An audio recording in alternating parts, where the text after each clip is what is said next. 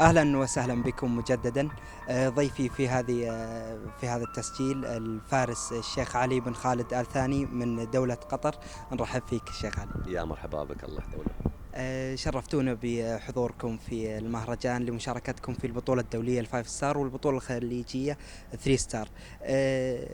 كيف هي استعدادات الشيخ علي واستعدادات الفريق القطري خاصة بعد مشاركتكم في بطولة الشقاب الدولية ضمن الجلوبال تور؟ نعم. بسم الله الرحمن الرحيم والحمد لله رب العالمين. طبعا في بداية أن هذا الشيء شرف لنا في المشاركة في بطولة خادم الحرمين الشريفين. وطبعا ما بيض الله وجه المقيمين على البطولة والمنظمين. بطولة تشرح الصدر، مكان من أروع الأماكن. وطبعا بطولة يعني فايف ستار هذا الأسبوع، وطبعا شكلها منظمة بتنظيم ممتاز.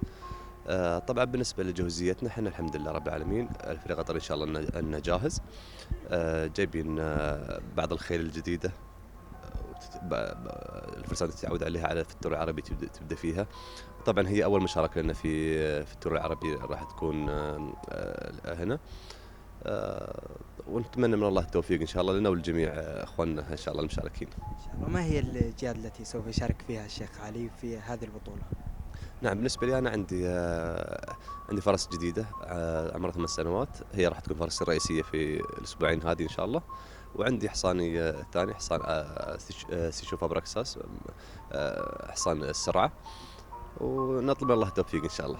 كل التوفيق لكم الجميع إن شاء الله، شكرا جزيلا. هذا كان حديث الفارس الشيخ علي بن خالد حول مشاركته في مهرجان خادم الحرمين الشريفين. كونوا بالقرب.